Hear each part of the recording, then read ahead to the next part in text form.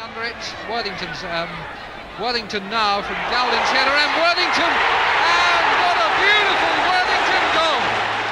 He flicked the ball once, then again, over one defender, over another, and before gravity could react, he spun and met it clean in midair, a volley that broke the rhythm of everything around it. Not a goal, a performance, a moment that refused to be forgotten. Frank Worthington never belonged to systems. He belonged to the unexpected. Where others followed instruction, he followed instinct. Where others obeyed shape and pace, he played like a man chasing wonder. Each touch was improvised. Each goal felt like it came from another language. He wasn't trying to impress. He was trying to express.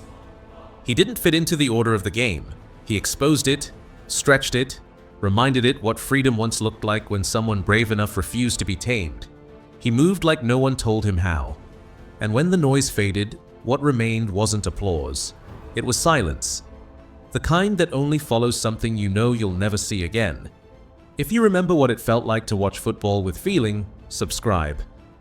Because we don't forget the ones who made it beautiful. Frank Stuart Worthington was born on 23rd of November 1948 in Shelf, a quiet village tucked near Halifax in West Yorkshire, England. Football wasn't a choice in the Worthington home, it was bloodline. His father, Eric, had played semi-professionally. His mother had laced up her boots too. And his two older brothers, Dave and Bob, would both go pro. In that household, the ball wasn't decoration, it was doctrine. By the mid-60s, Frank was already pulling eyes. In 1966, aged just 17, he signed professional forms with Huddersfield Town. He wasn't shaped into a forward, he was one. Not the type to chase channels or obey chalkboard geometry. Frank played like a man dancing with destiny. Socks rolled down, shirt fluttering, hair loose. Eyes scanning the crowd before the pass. He trained like routines insulted him. He played like boredom was the only opponent. And when the ball came, he could make defenders look like extras. From the beginning, there was genius. From the beginning, there was danger. He was too good to ignore, too untamed to control. And that's how Frank Worthington entered English football, not as a prospect, but as a provocation. By early 1972, Frank Worthington had become impossible to ignore. His flair, his swagger, it was chaos wrapped in genius. And the biggest clubs in England were circling. One stood above them all. Liverpool, Bill Shankly, never one to waste time on dull players, made his move. A fee of £150,000 was agreed with Huddersfield Town. The medical was the only formality left, but it didn't go to plan. Frank's blood pressure was too high, dangerously so. The doctors flagged it. The transfer stalled. Shankly, still hopeful, sent him to Majorca to relax. "Clear your head," they said. "Come back calm." But calm wasn't in Worthington's nature. For 2 weeks on the island, he lived as if the world couldn't touch him. Women, booze, late nights, not a detox, an explosion. He called it a holiday. Liverpool called it a red flag. When he returned, the second medical was worse than the first. Blood pressure off the charts. Liverpool pulled out. The deal collapsed. The door closed permanently. That 1 week in Majorca would follow him for the rest of his life. It was the moment the elite turned away. Not because of talent, but because he wouldn't bend. He never begged for the move back, never cleaned up for approval. He wore the collapse like everything else, with a grin and a shrug. But deep down, he knew what he'd lost, not just the move, but the proof that he could belong at the very top without giving up who he was. If Liverpool slammed the door in 1972, Frank Worthington didn't knock again. He turned and kicked another open. He joined Leicester City in 1972 for £80,000, a fee some thought reckless. But Worthington wasn't just a player. He was theatre. Over 5 seasons at Filbert Street, he made 210 league appearances and scored 72 goals, but numbers were just shadows of the spectacle. Because Frank didn't just score, he choreographed. Flicks, feints, back heels from nowhere, chips with no warning. That slow, deceptive glide past defenders like they were part of the scenery. It was during this spell that England finally called. 8 caps, 2 goals, then silence. Despite lighting up the First Division, they looked away. Too unpredictable, they said. Too wild. Too untamed. So he gave his gifts to the league instead. And in 1977, he took them to Bolton Wanderers. There, something else happened. The myth became a legend. 24 goals in the top flight. A team transformed. And then, one goal. One moment. An afternoon in 1979 against Ipswich Town. He juggled the ball twice, once over one defender, then again over another, and without letting it drop, he volleyed it in, as if he'd been waiting his whole life to do it. It's still shown, still gasped at, still whispered about in pubs where real fans talk. And Frank? He barely celebrated, just turned, walked to the center circle, and grinned like it was Tuesday. But everyone watching knew it was everything. He made it, briefly, pulled on the England shirt, faced the cameras, scored when given the chance. But still, they looked away.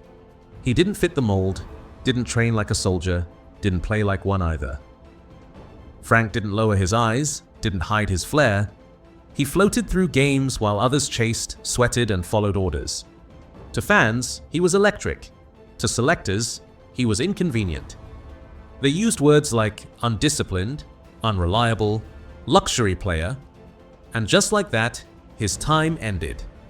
No explanation, no goodbye, just a quiet erasure of a man who made the pitch feel like jazz.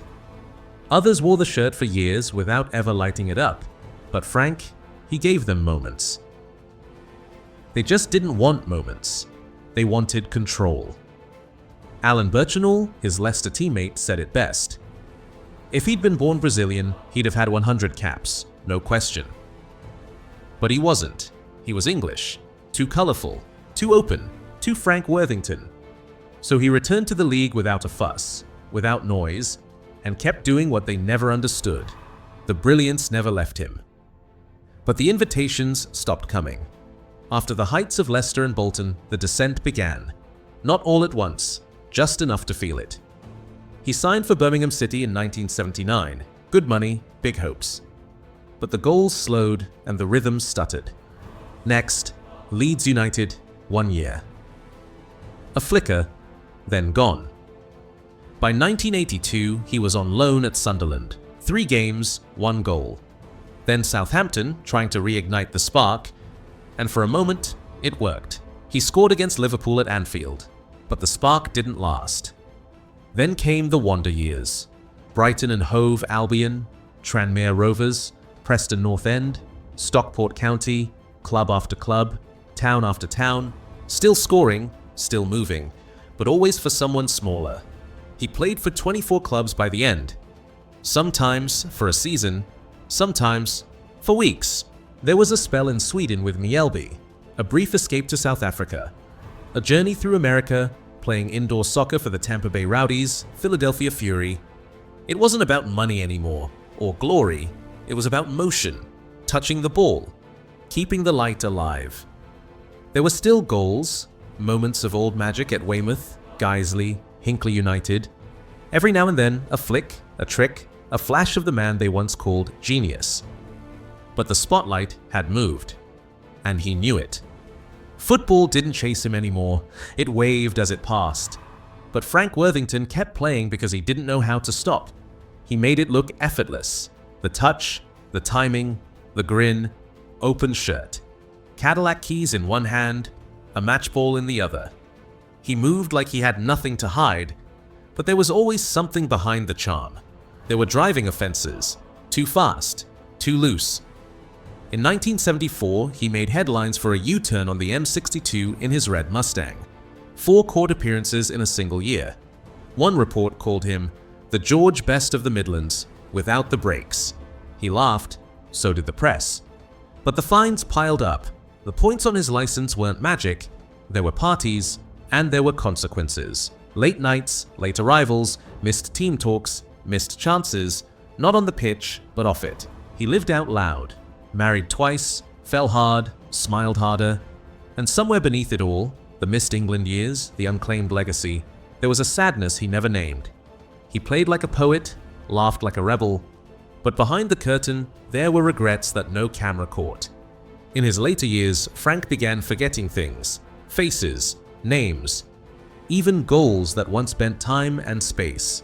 It wasn't just age, it was illness. That's taken too many footballers from the inside out. In 2016, his daughter announced he had been diagnosed with Alzheimer's disease. Worthington later denied an Alzheimer's diagnosis while admitting short-term memory problems, and later obituaries referred to a long illness and dementia. In later years, he was treated for prostate cancer, and his wife Carol became his full-time carer. Still charming, still cheeky.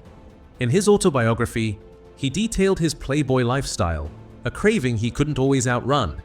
He'd said no to Liverpool for a summer of excess in Mallorca, lived wild, burned hard, and paid in silence later.